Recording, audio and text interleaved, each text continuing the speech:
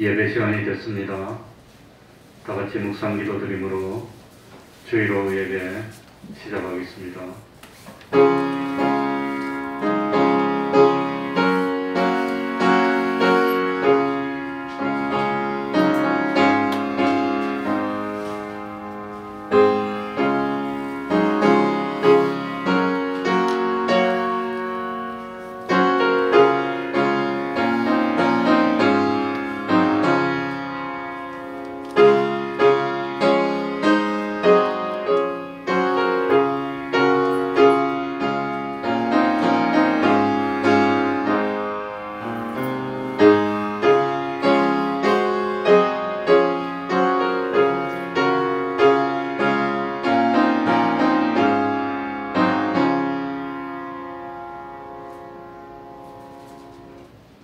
찬송 올리겠습니다. 찬송가 440장입니다. 440장입니다.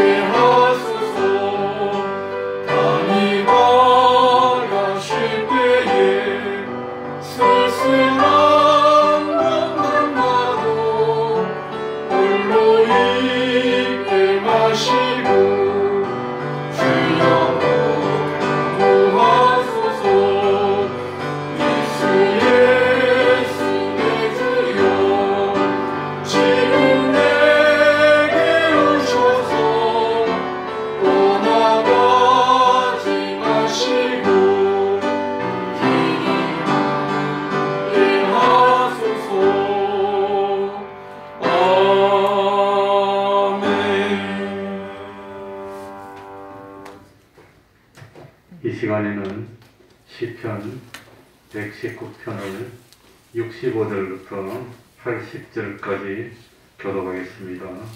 시편 119편 65절부터 80절입니다. 구약 성경 892쪽이 되겠습니다.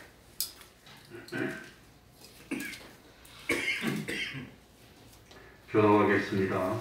한 절씩 목소리를 맞추어서 번갈아 가면서 읽도록 하겠습니다.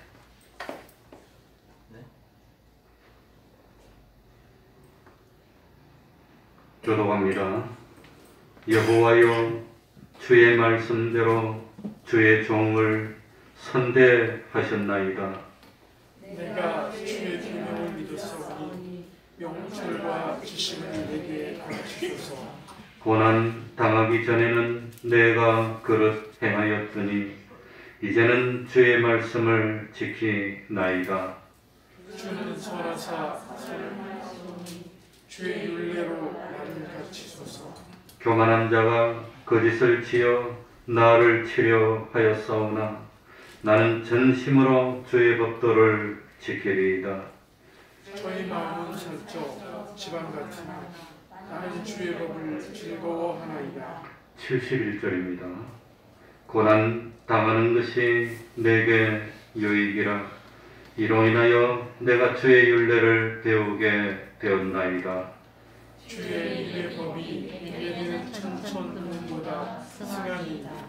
주의 손이 나를 만들고 세우셨사오니 나로 깨닫게 하사 주의 계명을 배우게 하소서. 주를 경외하는 자가 나를 보고 기뻐할 것은 내가 주의 말씀을 바라는 영혼이다. 여호와여, 내가 알거니와 주의 판단은 의로우시고 주께서 나를 괴롭게 하심은 성실하심으로 말미암음이니이다.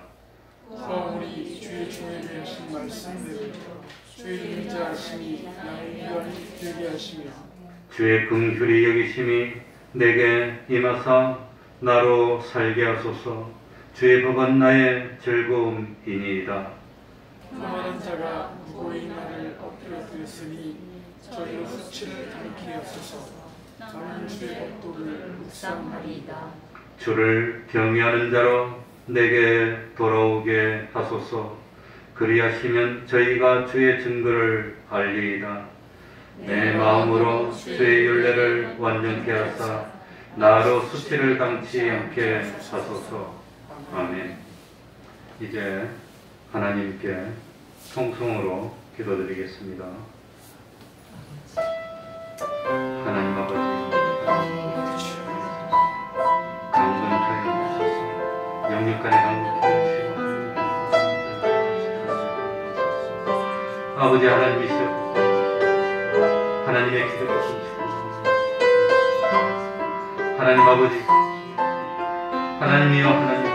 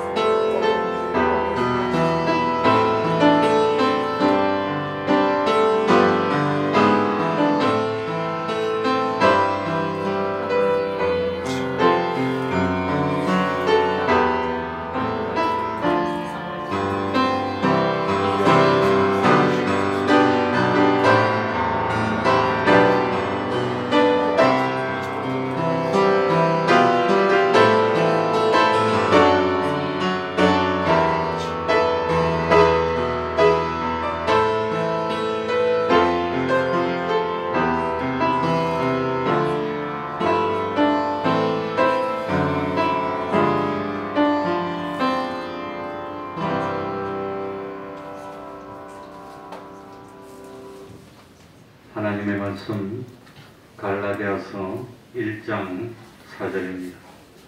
갈라디아서 1장 4절입니다. 오늘 제목을 대속이라고 했지만 사실은 기독교의 본질이 뭡니까? 그걸 말씀드리려고 합니다. 기독교의 본질이 뭘까? 그게 오늘 본문에 나와 있습니다. 갈라디아서 1장 4절 5절 제가 읽겠습니다.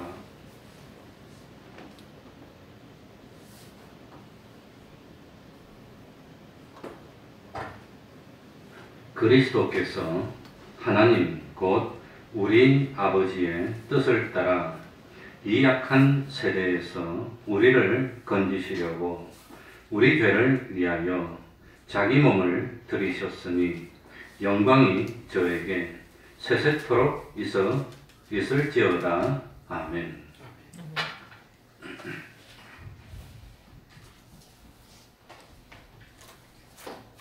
갈라디아서는 하나님의 감동을 받은 사도 바울이 갈라디아 지방에 있는 여러 교회들에게 보낸 하나님의 말씀입니다. 갈라디아 지방은 지금의 소아시아 지방입니다. 터키의 내륙을 의미합니다. 사도행전 13장 14장에 보면 갈라디아 지방에 적어도 4개의 도시에 교회가 세워졌음을 알 수가 있습니다. 첫 번째는 안디옥의 교회가 있었습니다. 두 번째는 이고니온, 세 번째는 루스드라, 네 번째는 더베, 이렇게 네 군데 교회를 세웠습니다. 사도 바울은 당시에 매우 절박하고도 급박한 상황에서 갈라디아서를 기록합니다. 왜냐하면 한편으로는 갈라디아 교인들을 핍박하는 무리들이 있었고, 또 한편으로는 핍박하는 것이 아니고 갈라디아 교인들을 교리적으로 미혹하는 사람들이 있었습니다. 핍박은 아예 예배를 못 드리게 막는 겁니다. 미혹은 예배를 드리기는 드리지만 잘못된 길로 빠뜨리려고 하는 게 미혹입니다. 그러니 결국은 이렇게 하나 저렇게 하나 교회를 망가뜨리려고 하는 일이 있었기 때문에 갈라디아서를 기록하게 됐습니다. 특별히 갈라디아 지방 중에서 루스드라에서 사도 바울이 복음을 전할 때 주변에 있는 안디옥과 이고니온에 있는 유대교 무리들이 와가지고 사도 바울을 돌로 칩니다. 그만큼 핍박이 많았습니다. 사도 바울이 죽은 줄 알고 내다버릴 만큼 핍박이 있었습니다. 아마 사도 바울을 돌로 쳤던 사람들이 갈라디아 교회 성도들도 얼마나 핍박을 했을까. 그런데 이렇게 핍박하는 것보다 더 위험한 것이 뭐냐? 핍박은 압니다. 이 사람들이 우리를 예배드리지 못하게 하는구나. 예수를 못 믿게 하는구나. 그걸 압니다. 그런데 그것보다 더 위험한 것은 뭐냐? 이 유대교를 신봉하는 사람들이 이 갈라디아에 와가지고 교리를 흩어뜨려가지고 엉뚱하게 믿게 만들면 망하는 줄도 모르고 망하는 겁니다. 자기가 잘못된 길로 간다는 걸 모르면서 구원을 받지 못하도록 만드는 것이, 그게 더 위험하다고 하는 겁니다. 그래서 사도행전 15장 1절에 보면 어떤 이들이 유대로부터 내려와서 이 갈라디아 지방으로 내려와서 모세의 법대로 할례를 받지 않으면 구원을 얻지 못한다는 그런 유혹이 있었다는 걸 밝힙니다. 겉으로는 예수님을 믿는 것 같지만 사실은 복음을 변질시켜서 구원을 방해하는 마귀의 고차원적인 역사였습니다. 이에 대해서 사도 바울은 갈라디아서 1장 7절에 다른 복음은 없다 그랬습니다. 어떤 사람들이 그리스도의 복음을 어떻게 한다고 그랬죠? 변질시키려고 한다고 했습니다. 그러니까 사도 바울이 믿음으로 구원 얻는 도를 그렇게 힘들어서 전파해 놨더니 참 조상적부터 예수를 믿는 중심이 되어 있는 예루살렘에서 본류들이라고 하는 주장하는 사람, 자칭 유대인들이라고 하는 주장하는 사람들이 와가지고 이렇게 해서는 구원 못 받으니까 할례를 받아야 구원 받는다고 이렇게 헝클어 놓으면은 신앙이 다 그냥 엉뚱한 길로 가버리는 겁니다. 그게 더 위험하다는 겁니다. 우리는 구원 받기 위해서 말씀을 지키는 것은 아닙니다. 이미 구원은 믿을 때 받았습니다. 이걸 믿습니까? 굉장히, 그러니까 구원에 대해서 흔들리지 말라는 겁니다. 제가 왜 이렇게 말하냐? 주변에 저 하나님의 교회도 있고 여호와의정도 있고 뭐 대신진리도 있고 이런 사람들이 와서 자꾸 이상한 말로 유혹할 때 넘어가지 말라는 뜻입니다. 그러니까 우리들이 지금 이렇게 열심히 노력하고 주의를 지키고 하는 것은 구원을 얻기 위해서 그런 게 아니라 구원은 믿음으로 벌써 받았습니다. 믿음으로 구원받은 우리들이 생명에 이르려면 생명을 얻는 어떤 하늘나라의 어떤 건설권을 이루는 그것 때문에 열심히 하는 겁니다. 그것도 온전히 이루어야 되는 겁니다. 근데 그 건설권도 온전히 아니면 안 된다고 하는 겁니다. 구원은 받았습니다. 그래서 구원받았다는 것은 이미 하늘나라 백성이 됐습니다. 우리는 하늘나라 주민등록증을 이미 받았습니다. 마귀의 종에서 참 하나님의 아들로 이미 바뀌었습니다. 하나님의 백성이 됐다면 하나님의 법도대로 살아야 됩니까? 세상의 법도대로 살아야 됩니까? 하늘나라의 백성이 됐다면 하늘나라의 법을 지켜야 됩니까? 아니면 되는 대로 그냥 있으면 되는 겁니까? 마귀의 법을 지켜야 됩니까? 그러니까 우리가 계명을 지키는 것은 구원을 얻기 위해서 노력하는 것이 아니라 구원 얻은 사람이니까 당연히 하늘나라 백성이 됐으니까 당연히 하나님의 법을 지키는 겁니다. 하나님의 사람이 됐으니까 당연히 아버지인 하나님의 법을 지키는 건 너무 당연하다고 하는 겁니다. 그러니까 참 구원받아서 하나님의 백성이 됐는데도 불구하고 이 참 하나님의 법을 지키지 않으면 그 다음엔 하나님이 뭐라 그러겠습니까? 야 이놈아 너 왜 안 지키니? 해초리로 때리는 겁니다. 지옥 가라고 때리는 겁니까? 바로 되라고 때리는 겁니까? 바로 되라고 때리는 그게 징계입니다. 하나님이 자꾸 징계를 주고 어렵게 하는 것이 바로 되라고 하는 것이지 지옥 가라고 하는 게 아닙니다. 아들이 된 것은 그건 영원히 변할 수가 없는 겁니다. 한번 구원받은 것은 바꿀 수가 없다고 하는 겁니다. 그런데 하나님의 법도대로 살아야 될 하나님의 백성이 하나님의 법도대로 살면 칭찬이 있고 평안이 있지만 그러나 하나님의 백성이 됐는데 아직도 마귀의 법도대로 살면 지옥의 참 시인처럼 살면 하나님이 돌이키라고 신호를 보낼 수밖에 없는 겁니다. 그러니까 신호를 보낼 때 징계를 자꾸 주는 겁니다. 힘들게 하고 이래도 안 돌이키겠니? 이래도 안 돌이키겠니? 하나님이 그렇게 하실 수밖에 없다고 하는 겁니다.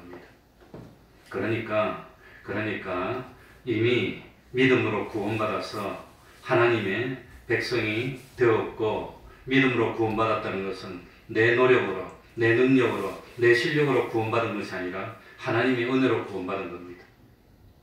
또 하나님은 우리에게 구원이라는 선물과 은혜를 베풀기 위해서 사람이 되어서 세상에 오시고 십자가에서 죽으셨고 영원토록 육신의 오를 입고 부활하신 그 예수님의 사랑과 헌신으로 구원받았습니다. 우리가 이런 엄청난 사랑을 받았으니까 우리들도 예수님을 위해서 신앙의 정절을 지키는 것은 당연한 겁니다. 예수님이 나를 그냥 구원한 것이 아니라 나를 구원하기 위해서 생명을 주셨다면 나도 주님을 사랑하기 위해서 뭘 내어놓는 것이 당연한 겁니까? 생명을 내어놓는 것이 너무 당연한 것입니다. 참 주님이 얼굴에 침뱉음을 당하고 고난을 받으면서 우리를 구원해 주셨다면 나도 주님을 위해서 얼굴에 침뱉음을 당하는 것이 그러면서도 말씀을 지키는 것은 너무 당연한 거 아닙니까? 그걸 뭐 특별한 일로 생각할 수가 없다고 하는 겁니다.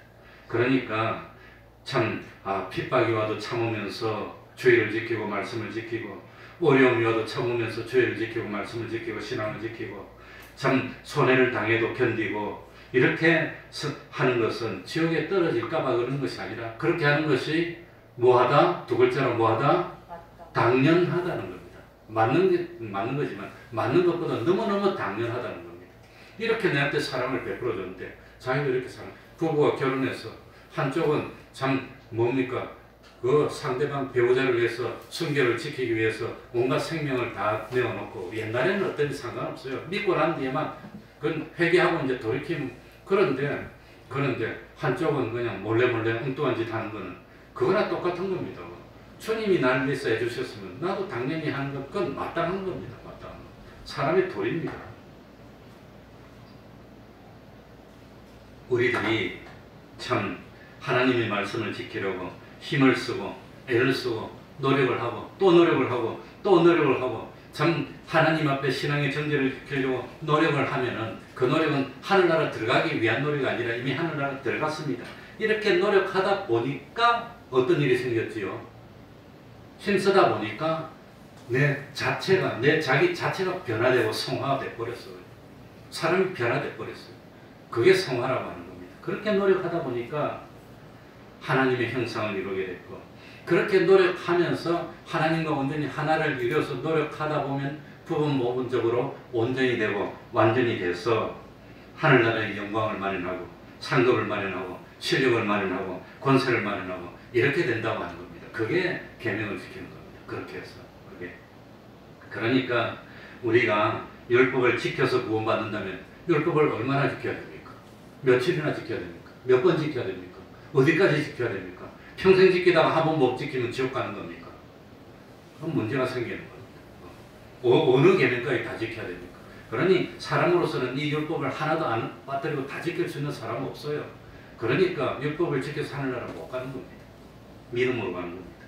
그러니 율법을 지켜서 할례를 받아서 구원을 얻는다고 생각하면 주님의 십자가를 부인하는 것이 되는 겁니다. 이신덕이 종교개혁을 일으켰던 믿음으로서 의롭다함을 얻는 이신덕이 이신칭의의 원리에 어긋나게 된다고 하는 겁니다. 그래서 사도 바울은 이 하나님의 감동을 받아서 뒷장으로 오른쪽으로 딱 2장만 넘기시면 갈라디아서 5장 2절부터 4절에 보라 나 바울은 너희에게 말하노니 너희가 만일 할례를 받으면 그리스도께서 너희에게 아무 뭐가 없느니라 여기 없느냐. 그리스도께서 죽을 말라고 죽을래요. 할례 받아서 구원 얻을 거면 예수님 말라고 십자가 지냐고요. 예수님 말라고 세상에 와서 어려움을 당하냐. 그런 겁니다. 근데 내가 할례를 받는 각 사람에게 다시 증가하노니 그는 율법 전체를 행할 의무를 가진 자라. 율법 안에서 의롭다함을 얻으려 하는 너희는 그리스도에게서 무엇이고 끊어졌어 벌써. 은혜에서 떨어진 자로다. 그러니 율법을 지켜서 구원을 얻으려고 하는 사람 벌써 예수님하고 상관없는 사람이 됐으면 그건 안 된다는, 성공을 못 한다는 겁니다. 그래 이런 중대한 형편에 처해선 바울은 이 자칭 유대인들이 예수 그리스도의 십자가 복음을 변질시키지 못하도록 하기 위해서 또 갈라디아 성도들이 복음에서 이탈하지 않도록 하기 위해서 갈라디아서를 급하게 기록해서 보냈다고 하는 겁니다. 그러면서 3절에 보면은 우리 하나님 아버지와 주 예수 그리스도로조차 은혜와 평강이 있기를 원하노라. 참 우리가 받게 되는 은혜와 평강은 누구로부터 오지요? 아버지로부터, 예수 그리스도로부터 온다고 하는 겁니다. 누구든지 하나님이 주시는 은혜와 평강을 누리기 위해서는 예수 그리스도 안에 있어야 되는 겁니다. 그러면서 복음의 본질을 설명하는 게 4절입니다. 중요합니다. 그냥 읽어보면 아무것도 아닙니다. 그러나 깨닫고 읽어보면 깜짝 놀라서 까무러칠 만큼 중요한 내용입니다. 우리 4절 다 같이 읽어봅시다.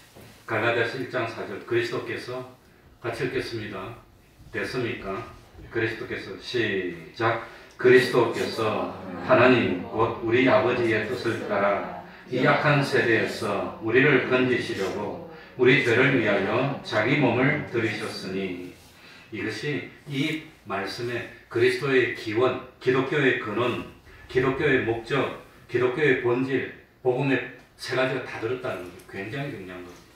그러니 근속으로 넘기면 아무것도 아니지만 기독교의 본질이 뭡니까? 기독교가 뭡니까? 이걸 설명해주는 내용이 여기 들은 겁니다. 그러니까 참 예수 그리스도가 누구십니까? 하나님 곧 우리 아버지의 뜻을 따라 이 악한 세대에서 우리를 건지시려고 우리 죄를 위하여 자기 몸을 들이신 분입니다. 이렇게 대답하면 그건 1000점, 100점 만점이 아니라 1000점입니다. 이렇게 설명하면 됩니다. 예수님이 누구십니까? 베드로의 고백처럼 그리스도시요 살아계신 하나님의 아들이십니다. 이렇게 대답해야 되고 여기 나오는 대로 하나님 곧 우리 아버지의 뜻을 따라 이 악한 세대에서 우리를 건지시려고 우리 죄를 위하여 자기 몸을 들으신 분이십니다. 그러면서 이 말씀 가운데 제일 먼저 복음의 근원이 나옵니다. 복음의 근원이 뭐지요? 하나님 곧 우리 아버지의 뜻을 따라 시작된 것이 복음입니다. 복음의 근원이 누구지요? 하나님이십니다. 이걸 신론이라고 그러는 거. 복음의 근원이 뭡니까? 하나님으로부터 비롯됐습니다. 그게 신론입니다. 조직신학의 첫 번째가 이제 뭡니까? 서론이고 그 다음 강론 중에 나오는 게 신론이 첫 번째인데 신론. 하나님 곧 우리 아버지의 뜻을 따라 그러면 하나님의 뜻이 뭡니까? 우리 보통 말할 때 하나님의 뜻이 뭐라고 말하지요? 하나님의 뜻이 뭐지요? 집사님 하나님의 뜻이 뭐지요? 모릅니까? 빵 사먹는 겁니까? 하나님의 뜻이 뭡니까? 놀러 가는 겁니까? 하나님의 뜻이 뭡니까? 하고 물어보면 뭐라고 대답하지요? 우리를 구원하는 겁니다. 그러니까 여기 나오잖아요. 하나님 곧 우리 아버지의 뜻을 따라 4절에 보면 하나님 곧 우리 아버지의 뜻을 따라 하나님의 뜻이 뭡니까? 악한 세대에서 우리를 건지시려고 악한 세대에서 건지는 게 하나님의 뜻입니다. 악한 세대는 악한 세상입니다. 악한 세상에서 건지는 게 뭡니까? 두 번째로 구원이라고 합니다. 하나님의 뜻이 뭡니까? 그게 우리 구원이라고 하는 겁니다. 복음의 목적이 뭡니까? 이 악한 세대에서 우리를 건지는 게 이게 복음의 목적입니다. 그걸 다른 말로 하면 구원이라고 하는 겁니다. 구원이 뭡니까? 악한 세대에서 우리를 건지는 겁니다. 그게 복음의 목적입니다. 복음의 근원은 뭐지요? 아버지의 뜻입니다. 하나님으로부터. 복음의 목적이 뭐지요? 이 악한 세상, 마귀로부터 우리를 건져내서 구원하는 게 복음의 목적입니다. 그럼 복음의 본질이 뭡니까? 본질이 그리스도께서 우리 죄를 위하여 자기 몸을 들이셨다는 게 이게 복음의 본질입니다. 우리를 구원하기 위해서는 이 과정이 없으면 안 되는 겁니다. 그리스도께서 우리 죄를 위하여 자기 몸을 들이셨습니다. 이걸 네 글자로 뭐라지요? 동서남북. 이걸 네 글자로 뭐랍니까? 예? 그리스도께서 우리 죄를 위하여 자기 몸을 들이셨습니다. 이걸 네 글자로 대리속죄라 합니다. 대리속죄. 뭐라지요? 대리속죄. 이 대리속죄가 좀 기니까 두 글자로 줄이면 대속이 되는 겁니다. 복음의 본질이 뭡니까? 대속입니다. 대속. 그래서 오늘 본문 제목을 대속이라고 했는데 그게 복음의 본질이라고. 기독교의 본질이 대속입니다. 대리속죄입니다. 그래서 우리가 구원받은 겁니다. 대리속죄가 누구의 뜻이었지요? 아버지의 뜻입니다. 복음의 목적이 뭡니까? 우리를 구원하는 게. 그래서 하나님의 뜻이 뭡니까? 우리를 구원하는 게 하나님의 뜻이라는 겁니다. 그냥 만들어낸 소리가 아니라 그게 성경의 근거한 겁니다. 그러니까 복음의 근원이 뭡니까? 하나님의 뜻에 따라 시작됐습니다. 이게 실론입니다. 복음의 목적이 뭡니까? 악한 세대에서 우리를 건지려는 겁니다. 이게 구원론입니다. 조직신학. 이 복음의 본질이 뭡니까? 그리스도께서 우리 죄를 위해 자기 몸을 들이셨습니다. 이걸 기독론이라 합니다. 기독론. 그래, 먼저 복음의 기원, 복음의 원천은 하나님 곧 우리 아버지의 뜻에 따라 되는 겁니다. 사실은 우리의 구원에 관한 모든 것은 전적으로 하나님의 뜻에 의해서 이루어졌다고 하는 겁니다. 우리의 구원은 처음부터 끝까지 하나님의 뜻에 따라 됐습니다. 이걸 잊지 말아야 됩니다. 그러니까 참 하나님의 뜻이 뭡니까? 이 악한 세대에서 우리를 건지시는 것이 하나님의 뜻인데 악한 세대에서 우리를 건지는 걸 두 글자로 하면 구원이라고 하는 겁니다. 하나님은 아무도 멸망치 않고 다 구원받기를 원하십니다. 이 일을 위해서 하나님은 독생자 예수 그리스도를 세상에 보냅니다. 그러니까 우리를 이 악한 세대에서 건져서 구원하는 것이 전적으로 하나님의 뜻에 따라서 진행되어진 겁니다. 또 그리스도께서 우리 죄를 위하여 자기 몸을 희생으로 드리신 것도 누구의 뜻이지요? 하나님의 뜻이라고 하는 겁니다. 그래서 예수님이 잡히기 전날 밤에 마지막으로 예수님이 하나님께 기도하면서 만일 아버지의 뜻이오든 이 잔을 내게서 옮기십시오. 그러나 내 원대로 마시고 누구 뜻대로? 아버지의 뜻대로. 아버지의 뜻이 내가 이 십자가에 매달리는 이것이 아버지의 뜻입니까? 진정 아버지의 뜻이라면 내가 기꺼이 매달려 죽겠습니다. 이삭이 참 아버지가 기어이 나를 잡아서 번제로 드려야 되겠습니까? 그게 아버지의 뜻이라면 내가 아버지께 맡기겠습니다. 기꺼이 아버지 보고 잡으라고 그게 그겁니다. 그게. 그래서 이삭은 평생 평탄했다는 겁니다. 그게 순교입니다. 그 이상은 드릴 것도 없고 바칠 것도 없어. 다 드렸는데 이제 뭘 드린단 말입니까? 그러니까 예수님이 고난의 잔을 들고 십자가를 지신 것은 그건 우리 죄를 위하여 자기 몸을 들이신 것이고 이것은 누구의 뜻대로 된 거지요? 내 뜻대로 마시고 아버지의 뜻대로. 그러니까 예수님은 죽으시면서도 바로 이 참 복음의 뭡니까? 그는 이 실론 하나님의 뜻대로 이게 아버지의 뜻입니까? 하나님의 뜻입니까? 아버지의 뜻인 걸 확인하고 기꺼이 거기서 고통당하고 죽었던 겁니다. 이삭도 마찬가지일 겁니다. 아버지를 뿌리치고 도망갈 수 있었지만 이게 아버지의 뜻입니까? 하나님의 뜻입니까? 그렇다면 내가 기꺼이 피를 흘리고 죽겠습니다. 아버지. 이게 기독론입니다. 이 예수님이 그랬다는 겁니다. 그래서 구원은 전적으로 누구의 뜻에 따라서 이루어진 거지요? 하나님의 뜻에 따라서 이루어졌기 때문에 하나님은 실패하지 않는 겁니다. 그러니까 우리가 구원에 실패할 수가 없는 겁니다. 하나님은 능치 못하심이 없으니까 아무리 참 부족한 사람이라도 죄인이라도 하나님은 그 사람도 능히 구원해 내신다고 하는 겁니다. 그래서 생명책에 농명된 자는 구원을 못 받을 수가 없는 겁니다. 기독교인 이렇게 논리적인 거 이빨에 다 맞아 돌아가는 거 보면 감격합니다. 어떻게 이럴 수가 있나. 그래서 구원은 하나님의 뜻이고 하나님의 은혜입니다.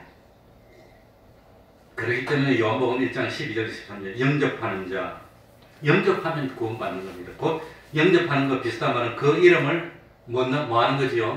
믿는 자에게는 하나님의 자녀가 되는 권세를 주셨으니 하나님의 자녀가 되는 권세가 있으니까 구원받는 겁니다. 하나님의 아들인데 누가 뭐라 해요? 누가 뭐라 합니까? 하나님 아들 되는데 이것은 혈통으로나 육정으로나 사람의 뜻으로 나지 아니하고 그러니까 우리들이 하나님의 아들이 되는 것은 인간의 혈통으로 된 것도 아니고 육신의 정으로 된 것도 아니고 사람의 뜻으로 된 것도 아니고 오직 하나님께로서는 그러니까 구원은 하나님이 시발됐으니까 그래서 실패하지 않고 우리 구원은 확실하다는 겁니다. 우리가 예수님을 영접하고 믿음으로 구원을 받아서 하나님의 자녀되는 권세를 얻게 된 것이 사람의 뜻으로 된 것이라면 불안해서 안 돼요. 그 사람은 어떻게 믿어요? 사람은 언제 어떻게 될지 어떻게 합니까? 그게 하나님의 뜻이기 때문에. 그래서 이 사실을 참 에베소서 1장 5절에는 그 기쁘신 대로 우리를 예정하사 예수 그리스도로 말미암아 자기의 아들들이 되게 하셨으니 하나님의 아들이 된 것도 하나님의 기쁘신 뜻입니다. 로마서 8장 29절 30절 보면은 굉장히 중요한 구원의 5단계가 나옵니다. 하나님이 미리 하신 자들로 또한 그 아들의 형상을 본받게 하기 위해 미리 정하셨으니 이는 그로 하나님으로 예수님으로 많은 형제 중에서 맏아들이 되게 하려 하심이라. 미리 정하신 그들을 또한 부르시고 부르신 그들을 의롭다 하시고 의롭다 하신 그들을 또한 영화롭게 하셨느니라.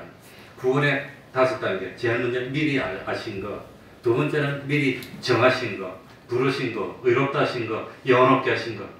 이 5단계로 이루어진 구원은 처음부터 끝까지 주어가 누굽니까? 주어가 누가 알았지요? 하나님이. 누가 불렀지요? 누가 정했지요? 하나님이. 누가 불렀지요? 하나님이. 누가 의롭다 했지요? 하나님이. 누가 영화롭게 했지요? 하나님이. 구원이 처음부터 끝까지 인간이 들어가지 않았습니다. 하나님이 전부 다 했습니다. 그렇기 때문에 구원이 확실하다고 합니다. 하나님의 뜻대로 된 겁니다.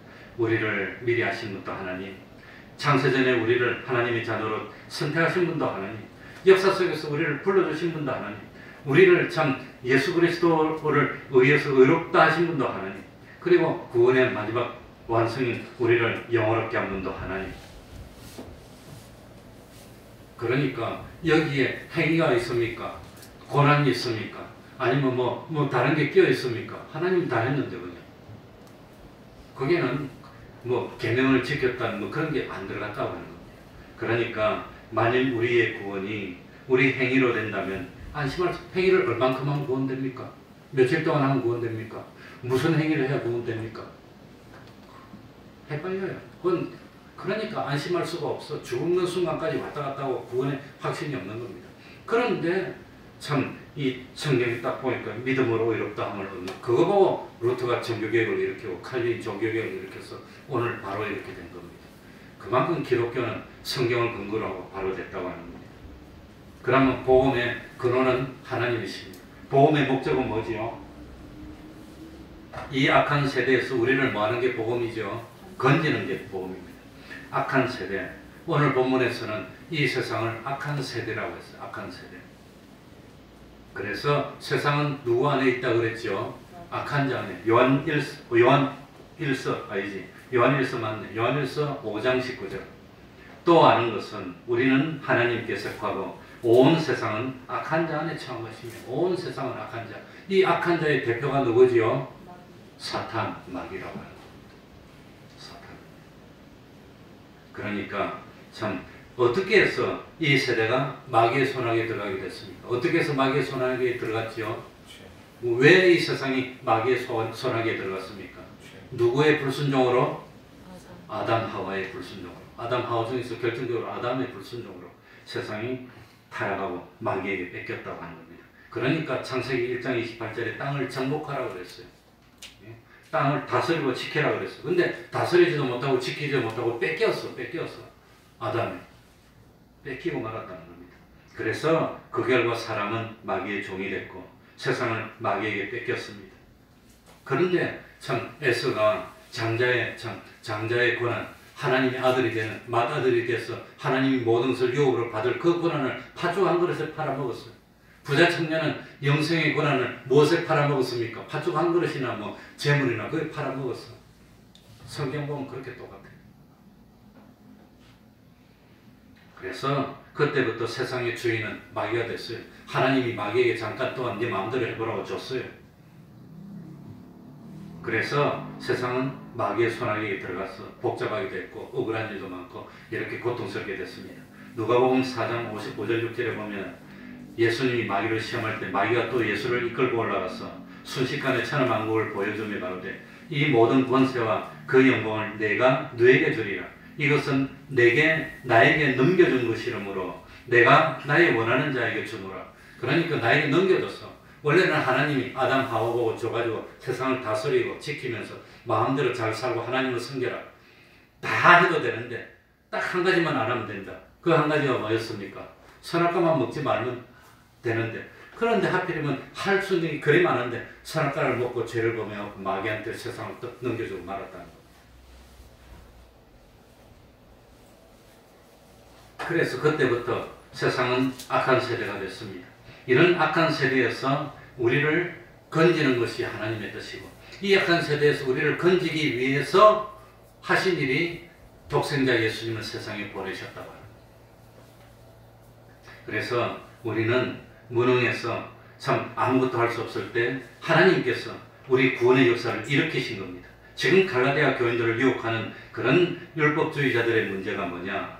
구원은 할례를 받는다고. 할례만 받고 그러면 마음대로 살면 구원이 됩니까? 할례를 받는다는 것은 자기를 죽인다는 뜻입니다. 자기를 죽인다는 뜻으로 양피를 빼냈는데, 그리고 자기는 없고 나는 하나님의 것이 됐습니다.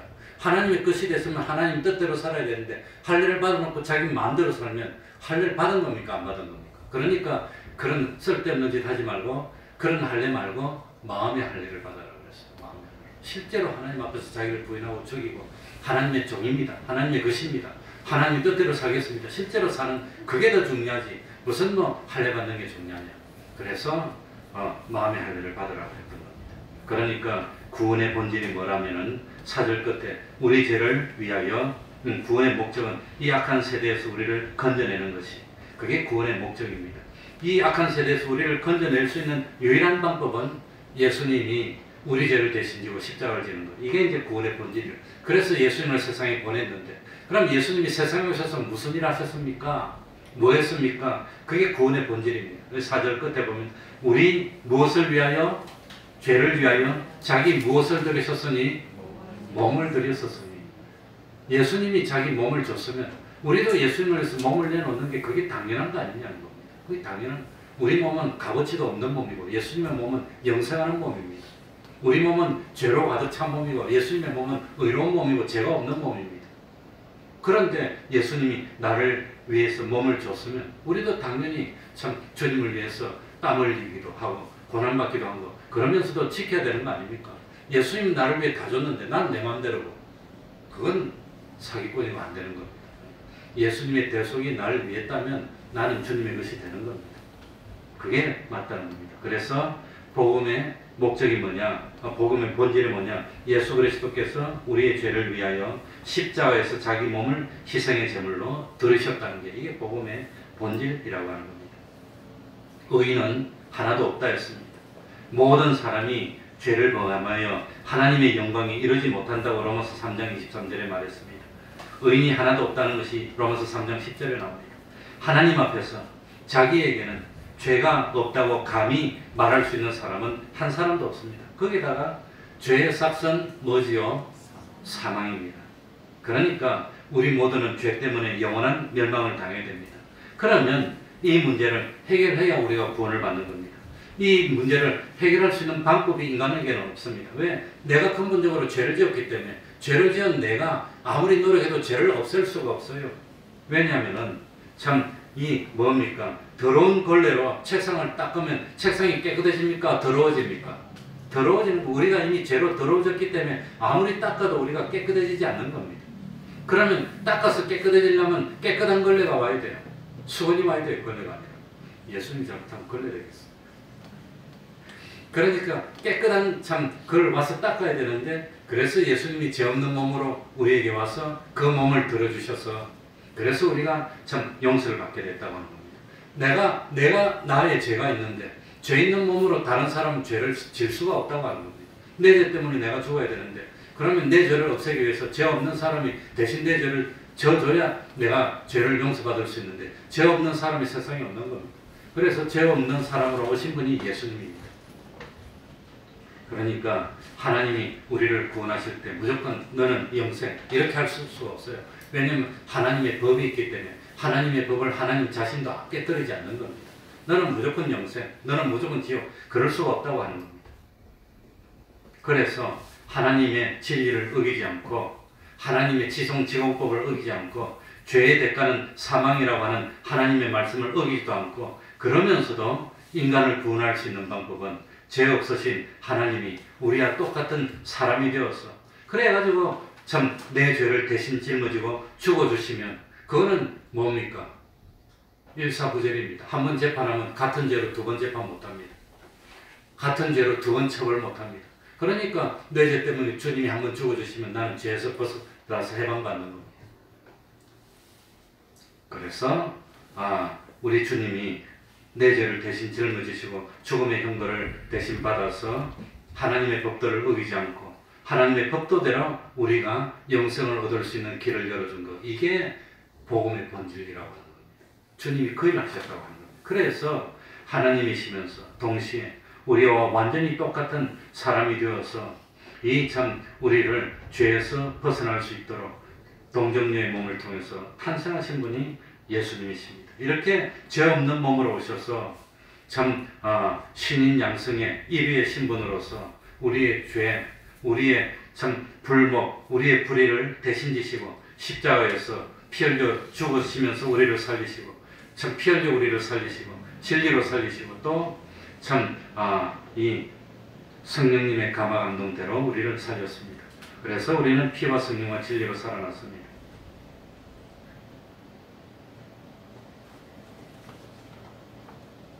이렇게 살아났으면 우리의 할 일이 뭡니까? 우리가 할 일이 뭡니까? 우리가 세상에 존재하는 목적이 뭡니까? 우리의 존재 목적이 뭐지요? 이렇게 주님으로부터 은혜를 많이 줘서 신세를 많이 주고 은혜를 줘서 구원받았으니까 우리는 영광을 누구에게 돌리죠? 하나님께 돌리고 인간의 존재 목적이 하나님을 영화롭게 하는 겁니다. 이제 5절입니다. 5절 영광이 누구에게? 저에게 세세대로 있을지어다 하면 여기 저에게, 저가 누구지요? 영광을 저에게, 영광을 저에게. 여기 저가 누굽니까? 그리스도께서 하나님 곧 우리 아버지의 뜻을 따라 이 악한 세대에서 우리를 건지시려고 우리 죄를 위하여 자기 몸을 들이셨으니 영광이 저에게. 이 저의 선행사가 누굽니까? 예? 우리 한글을 보면 예수님에게로 알기 쉽지만 이 참 한글하고 헬라어하고 순서가 다릅니다. 이건 의역해가지고 알아듣기 쉽게 한글에 맞춰가지고 의역을 해놨기 때문에 일이 됐습니다. 그러나 의역을 하지 말고 직역을 하면 일이 됩니다. 그리스도께서 우리 죄를 위하여 이게 먼저 나옵니다. 자기 몸을 들이셨으니 이는 이 악한 세대에서 우리를 건지시려 하니요 하나님 곧 우리 아버지의 뜻을 따라 된 것이니라. 이게 바로 그리고 저에게니까 그 하나님이 이게 참 선행사가 되는 겁니다. 그러니까 이 저에게는 누구를 가리키는 대명사냐면 아버지 하나님을 가리킵니다. 그러니까 영광을 누구에게 돌리는 거지요? 하나님께 돌린다고 하는 겁니다. 그래 이거는 번역한 언어로는 알 수가 없는 겁니다. 원어를 보면 영어 같은 걸 보면 이 딱 그게 드러납니다. 그러니까 왜 우리는 하나님께 영광을 세세토록 돌려야 되지요? 우리의 구원이 누구의 뜻으로 됐기 때문에 하나님의 뜻으로 됐기 때문에 영광을 하나님께 돌리는 게 이게 우리의 할 일이라고 하는 겁니다. 그러니까 길게 안 하더라도 고린도서 10장 31절 그런데 너희가 먹든지 마시든지 무엇을 하든지 다 무엇을 위하여 하라? 하나님의 영광을 위해. 잠을 자도 하나님의 영광, 길을 가도 하나님의 영광을 위해서, 일을 하더라도 하나님의 영광을 위해서. 그러니까 인간의 존재 목적은 하나님을 영화롭게 하고 영원토록 하나님을 하나님만 보면 기뻐가지고 눈물이 나고 어쩔 줄 몰라서 깔깔깔깔 할 수 있는 기쁨이 넘치는 그런 사람으로 변화되는 게 이게 인간의 존재 목적입니다. 집사님 뭐 하려고 삽니까? 뭐 하려고 삽니까? 살기 위해 먹습니까? 뭐 하려고 사지요? 뭘 위해서? 하나님의 영광. 우리 예수 믿는 사람 일이 다 봐야 됩니다. 뭐 때문에 삽니까? 못 죽어서 삽니다. 그러면 안 됩니다. 왜 삽니까? 하나님의 영광을 위해서 삽니다. 그러니까 혹시 내가 이렇게 말 잘못하면 하나님의 영광을 가릴까 조심하고 하나님의 영광을 가릴까 조심하고 하나님의 영광을 드러내는 게 그게 우리 목적입니다. 마지막으로 참 예수 그리스도 안에 있는 우리는 우리는 아멘은 진실로 그러하다는 뜻입니다. 아멘. 이거는 진실로 그러. 아멘은 히브리어 발음이 자체가 아멘 이렇게 되어 있습니다. 그걸 영어 사람은 에이멘 그럽니다. 영어 발음은 히브리어 발음하고 다릅니다. 에이멘. 미국 사람들은 긴 장음을 발음할 때는 꼬부라져야지 계속 못해요. 그러니까 이러면 에이 그렇게 발음합니다. 그건 에이멘은 그건 영어식이고 원래 히브리 발음이 아멘인데 그걸 우리는 그대로 음력으로 따서 아멘. 진실로 그러할지이다. 그런 뜻입니다. 그래 우리가 이 악한 세대에서 건짐을 받았습니다. 그렇다고 해서 악한 세대에서 건짐을 받았는데 악한 세상에서 떠날 수는 없습니다. 우리가 악한 세대에서 건짐을 받았지만 어디 살고 있지요? 악한 세상 안에서 살고 있는 겁니다. 악한 세상 안에서 구원받는 겁니다. 그래서 교회는 세상 한가운데 있지 저 떠나가지고 산속에 혼자만 있지 않습니다. 그런데 참 악한 세상 안에 살고 있지만 중요한 것은 뭐냐? 우리가 이 악한 세상에서 살지만 이 악한 세대를 본받으면 안 된다는 겁니다. 예를 들어가지고 배가 물 위에 떠 있습니다. 비록 배가 물 위에 떠 있지만 물이 배 안으로만 안 들어오면 상관없는 겁니다. 물이 배 안으로 들어오면 배는 악한 세대 안에 빠져서 파산해서 마는 겁니다. 그러니까 물이 배 안으로 들어오지 못하도록 막아야 되는 것과 마찬가지입니다. 우리도 이 악한 세상 안에서 살아가고 있습니다. 그런데 우리들이 이 악한 세상 안에서 빛과 소금으로만 산다면 아무런 문제가 없습니다. 그런데 이 악한 세상이 내 속으로 들어와서 내 마음을 점령하면 우리는 악한 세상 속에 빠져서 파산하고 난파하는 겁니다. 그러니까 우리가 악한 세상에 점령을 당하고 영향을 받아야 됩니까? 우리가 이 악한 세상에서 빛과 소금이 되어야 됩니까? 이 악한 세상에서 우리를 지키면서 빛과 소금이 되어서 세상을 밝히고 세상의 부패를 막는 그 역할이 우리 역할입니다. 그렇게 함으로 하나님께 영광을 돌리고 많은 사람을 올바른 대로 돌아오게 하는 우리가 되는 겁니다.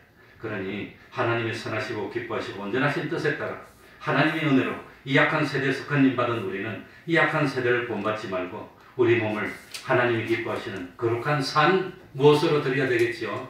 제사로 드리는 삶을 살아서 하나님께 영광을 돌리고 세상의 빛과 소금이 되는 우리가 되어야 되겠습니다. 기도하겠습니다. 하나님 아버지 감사드립니다. 귀한 명절을 즐겁게 잘 보내게 하시고 이렇게 또 하나님 앞에 나와 예배드리며 구원의 도리를 배우고 또 참 깨닫고 하나님께 영광 돌리며 이제 다시 한 번 더 믿음 주님 안에서 결심을 새롭게 해서 내가 세상에 물들지 않고 오히려 세상의 어둠을 물리치는 빛이 되고 세상의 부패를 막고 참 살맛나는 세상을 만드는 소금이 되어서 참 하나님께 영광을 돌리고 열매를 많이 맺어 주님 앞에 내어놓을 수 있는 복된 삶을 사는 저희들이 되게 하여 주옵소서. 세상 썩을 것입니다. 없어질 것입니다. 그 썩을 것 때문에 영생을 버리고 하나님을 부인하여 영원히 후회하는 저희들이 되지 않도록 하여 주옵소서. 진실로 이 세상에 썩을 것을 잘 이용하고 심어서 썩지 아니할 것을 열매로 거두는 복된 구원의 삶을 사는 저희들 될 수 있도록 하여 주시고 우리 태평동교회 권속들의 가정이 복을 받아서 때를 따라 열매를 맺고 참 세상의 본이 되는 그런 가정이요 직장에서도 기둥 같은 존재로 참 살 수 있도록 하여 주셔서 우리 교회가 참 기쁨으로 차고 넘치며 참 많은 사람을 옳은 대로 돌이키는 사명 감당하는 교회 될 수 있도록 은혜 베풀어 주시옵소서. 예수님 이름으로 기도하옵나이다. 아멘. 찬송 올리겠습니다. 413장.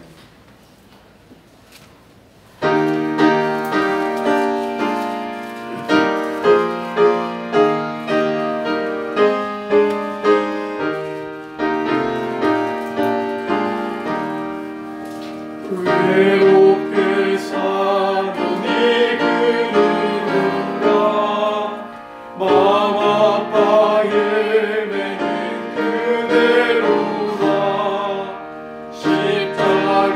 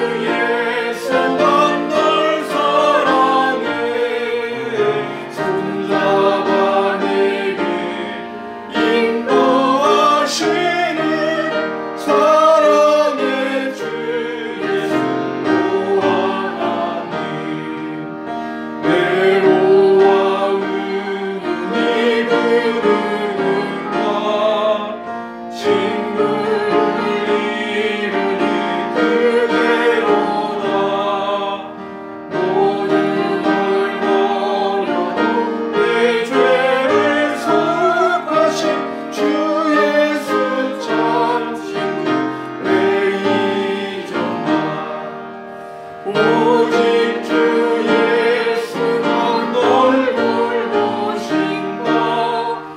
오직 주 예수만 널 사랑해. 손잡아 내게 인도하시는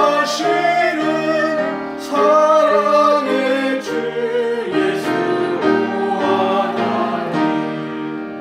사망을 이기신 능력의 주, 내 곁에 늘 계신 외모르만 주 말씀 따라서 사는 이 누구나 외롭지 않으며 즐거우니. 오직 주 예수만 널 돌보신다. 오직 주 예수만 널 사랑해. 손잡아 내게 인도하시는 사랑의 주 예수 하나님.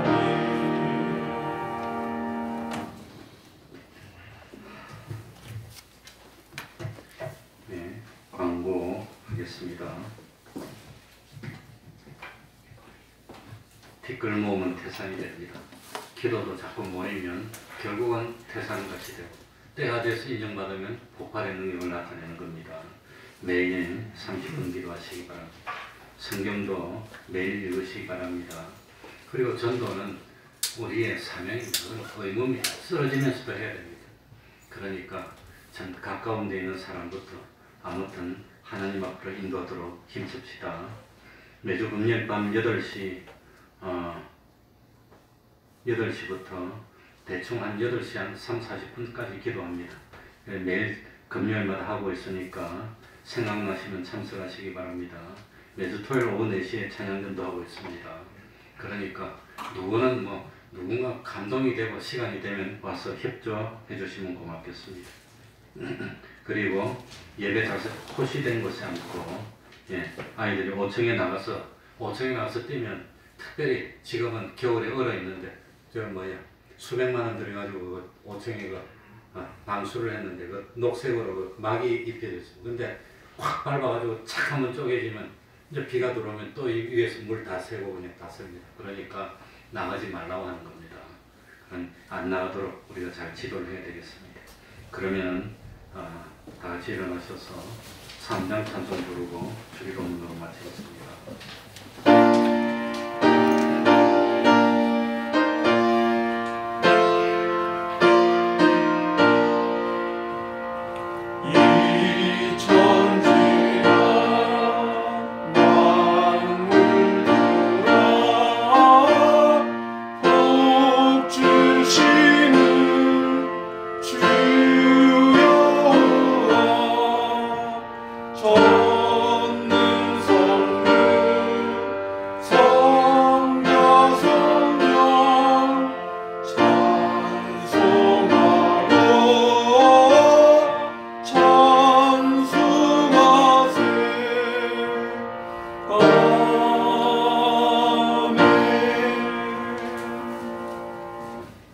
하늘에 계신 우리 아버지여, 이름이 거룩히 여김을 받으시오며 나라의 임하옵시며 뜻이 하늘에서 이룬 것 같이 땅에서도 이루어지이다.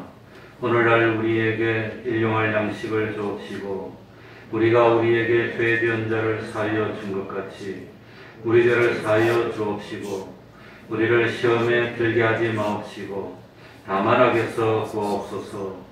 대개 나라와 권세와 영광이 아버지께 영원히 있사옵나이다. 아멘.